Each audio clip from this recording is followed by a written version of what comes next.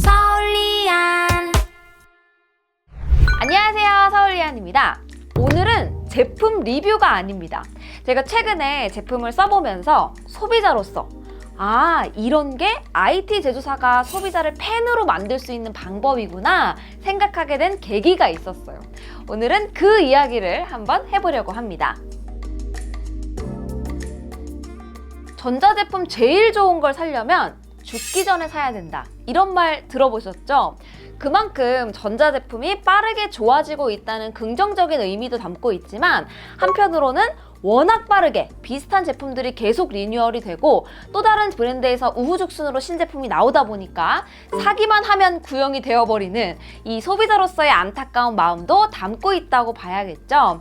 그런데 최근에 조금씩 트렌드가 바뀌고 있다고 느껴집니다. 한 명의 소비자로서 제가 하나의 제품을 구입을 했을 때 얻는 만족감을 그래프로 그려보면 구입하고 나서 또 받고 나서 언박싱을 하면서 그때 설렘과 행복이 거의 최고조가 되죠. 그리고 그 다음부터는 서서히 무덤덤해지고 또 직접 써보니까 단점들도 보이고 그렇게 돼요. 그러면서 어느 정도 균형점을 찾게 되는데 갑자기 신제품이 발표가 되면 또 내 거에서 되는 거, 안 되는 거 비교하면서 만족감이 더 떨어집니다. 그러다가 다시 구입으로 연결이 되면서 똑같은 그래프가 이제 무한히 반복이 되겠죠.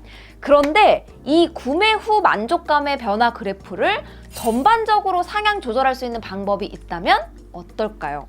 이게 제조사한테는 단기적으로 안 좋을 수도 있어요. 불만족 요소가 많아야 신제품을 구입을 하게 되는데 만족 수준이 높아지면 제품을 교체하고자 하는 니즈가 높지 않을 테니까요. 하지만 지금 이 2022년 시점에서 특정 브랜드가 시장을 완전히 독점하고 있는 경우가 얼마나 있을까요? 즉, 한 명 한 명 고객의 제품 교체 주기는 늘어날지도 모르지만 결국 제품을 다시 구입해야 하는 시점이 도래했을 때 오랫동안 만족스러웠던 브랜드를 다시 한번 선택하게 만들 수 있다는 점, 장기적인 관점에서 보면 고객을 쌓아나갈 수 있다는 측면에서 결코 손해가 아닙니다. 그러면 제가 느낀 이 구매 후에 고객 경험 만족도를 높일 수 있는 방안은 무엇인지 제가 경험한 사례들로 하나씩 보여드릴게요. 케이스를 전부 다 보실 필요는 없고요. 하나 정도 보시고 결론만 보셔도 됩니다. 그래도 다 봐주세요. 첫 번째 제품은 LG 홈브루입니다. 그냥 저는 맥주를 좋아하니까 맛있는 맥주를 집에서 만들어 먹으면 좋겠다 하는 생각에서 구입을 했어요. 벌써 사용한 지 8개월 정도 됐는데요. 사실 구입 시점에서는 실망감이 더 컸습니다. 제가 생각한 것보다 이 2주에서 최대 4주가 걸리는 제조 시간은 너무너무 길었고 또 제가 마시는 이 맥주의 양이 제가 생각했던 것보다 더 많다는 것도 깨닫게 됐어요. 그러다 보니까 홈브루가 저의 메인 맥주 창고가 아니게 됐고 그래서 자꾸 맥주를 사서 마시게 되더라고요. 그러다 보니까 또 홈브루 자체를 잘 사용하지 않게 되는 이게 첫 번째 문제였고요. 두 번째 문제는 나오는 맥주의 종류가 너무 몇 개가 안 돼요. 한 종류씩 다 마셔보고 나니까 새로운 맛에서 오는 기쁨이 현저히 줄어들었습니다. 그리고 맥주 라인업 자체도 맛의 종류보다는 그냥 맥주 제조 공법에 따른 종류에 가까웠어요. 뭔가 개인적인 취향을 논할 맛이 아니라서 이 부분에서의 재미도 없었습니다. 그래서 한 약 2달 정도 아무 역할도 안 하고 놀린 적도 있었는데요. 올 여름이었나? 업데이트가 되더니 일단 맥주 제조 공정에서 걸리는 시간이 줄어들었습니다. 특히 저의 최애 레드에일의 경우는 원래 2주였는데 이게 열흘 정도 만에 완성이 되더라고요. 이 줄어든 제조일이 맛에 어떤 영향을 주는가 이 문제는 차치하고 일단 사용에 가장 큰 걸림돌이 조금씩 변화하는 모습을 보니까 여기서 1차로 반가웠고요. 두 번째로는 맥주의 종류가 늘어났습니다. 좀 호불호가 갈릴 수 있는 스파이시 IPA 같은 특징적인 요소를 갖고 있는 맥주가 생기기 시작했고 또 개인 레시피를 이용해서 자유롭게 종류를 확장할 수 있도록 업데이트가 됐어요. 이게 제가 처음에 느꼈던 그 불편함이 완전하게 해소가 될 정도의 업데이트냐 하면 그건 아닙니다. 아직도 저의 맥주 소비량에 절대 미치지 못해요. 그런데 사실 전자제품은 제가 구입한 시점이 최고 성능을 내주는 전성기고 그 이후부터 쇠퇴기를 거치게 되는데 이건 자꾸 이렇게 하나둘씩 좋아지고 즐길 거리가 늘어난다는 점, 이것만으로도 충분히 이 제품에 다시 애정을 갖게 됐고 사용해볼 의지가 생기더라고요. 그래서 지금은 케그도 별도로 구입을 했어요. 완성되면 바로 케그로 옮겨서 포장해두고 바로 다음 맥주를 제조하면서 가급적 홈브루가 쉬지 않고 일을 할 수 있도록 하면서 그 사이에 저는 케그에 저장해둔 맥주를 마시는 식으로 저도 하나둘 사용하기 위한 노하우를 쌓아가고 있습니다. 오브제 에디션이 나왔을 때 가격은 똑같은데 디자인이 너무 예뻐져가지고 좀 신경질은 좀 났지만 지금은 오히려 지금의 방식대로 오브제를 한 대를 더 사서 두 대를 운영해볼까 하는 생각을 하고 있어요. 어차피 점점 더 맥주 레시피는 늘어날 거고 계속해서 재미있게 쓸 수 있게 해주겠지, 뭐 이런 믿음이 생기더라고요. 제가 사놓고 리뷰도 안 하고 있었던 제품인데 요새 완전 잘 쓰고 있습니다. 다음으로 제가 실제로 메인 카메라로 사용하고 있는 소니 FX3입니다. 처음 공개됐을 때부터 계속해서 사용 중인 제품인데요. 제가 리뷰도 했었지만 시네마 라인 카메라라고 이름을 달고 나오기에는 디자인과 XLR 마이크를 쓸 수 있는 탑핸들 요소를 제외를 하면 사실상 일반 미러리스 카메라인 α7S3와 다를 바가 없었거든요. 제품 자체는 좋지만 시네마 라인이라는 이름의 무게를 견디기에는 조금 애매하다 정도의 느낌이었는데 올 상반기에 2.0으로 펌웨어 판올림이 한번 있었어요. 그러면서 완전 딴판이 됐습니다. 제가 사용하는 또 다른 카메라인 FX6예요. 여기에서 사용하는 메인 메뉴 시스템이 그대로 FX3에 반영이 됐습니다. 그리고 시네 EI라고 소니 시네마 라인 카메라 쓰시는 분들은 익숙한 S로그3를 쉽게 쓰기 위한 모드가 있는데요. 이게 후반에서 색 보정을 따로 하는 사람에게 엄청나게 유용한 기능이거든요. 이 기능이 그대로 FX3에 포함이 됐습니다. 처음에는 디자인만 다르지 메뉴와 사용자 인터페이스 모두 기존 미러리스와 다를 바가 없었는데 이번 업데이트로 시네마 라인 카메라를 썼을 때 반드시 쓰게 되는 주요 촬영 모드를 사용할 수 있게 됐어요. 이게 좀 특별하게 느껴지는 이유가 제가 정말 카메라 브랜드 가리지 않고 많이 그리고 오랫동안 써봤거든요. 그런데 이렇게 완전 메뉴 방식까지 바꾸고 윗급에 있는 모드를 넣어서까지 쓰게 만들어주는 일은 저는 정말 처음 겪어봤어요. 보통 스마트폰이 끝나누기가 심하다고들 하잖아요.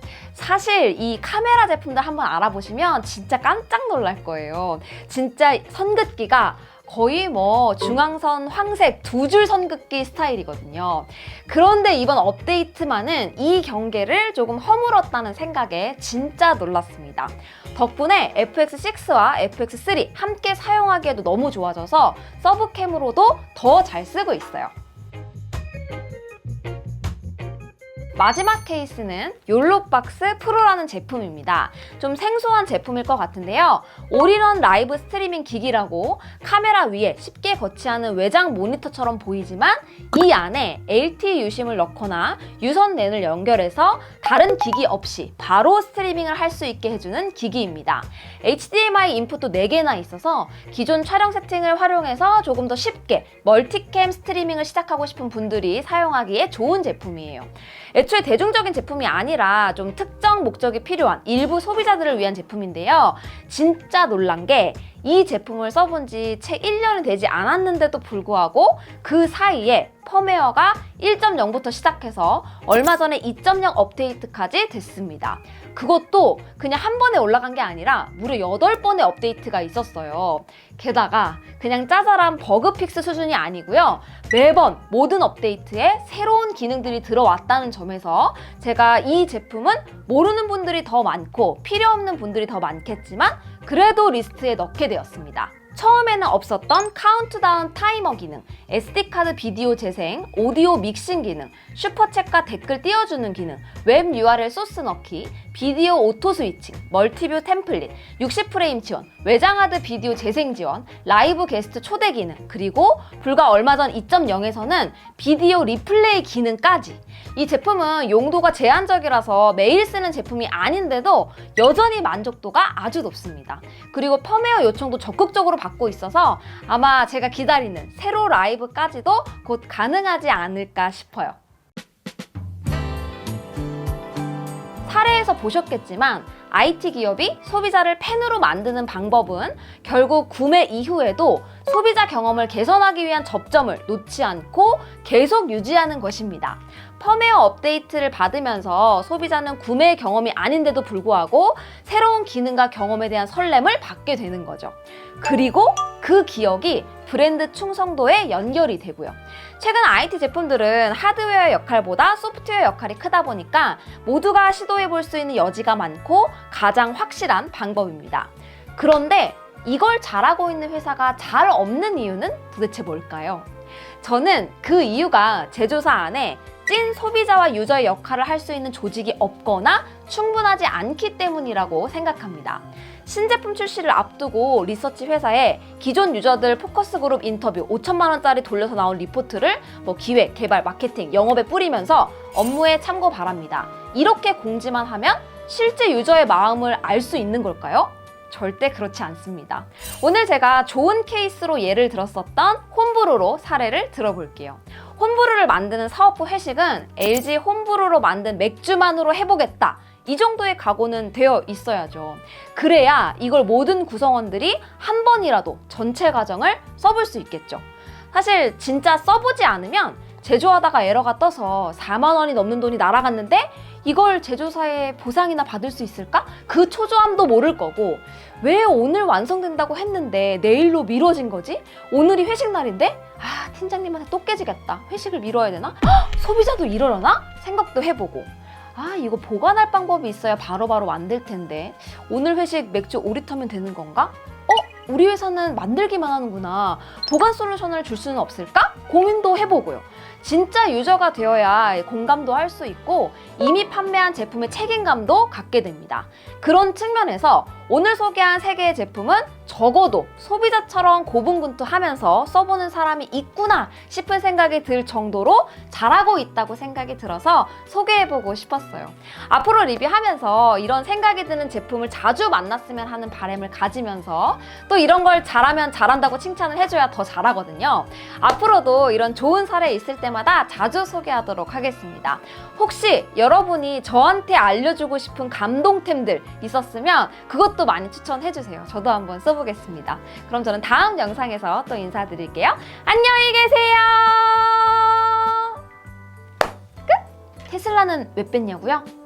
테슬라 물론 잘하는데 이미 너무 잘해서 제가 구입할 때 그것까지 반영해서 구입을 했을 정도니까요. 오늘 사례는 기대 이상이었던 사례만 골라봤습니다. 여러분 추천 많이 해주세요.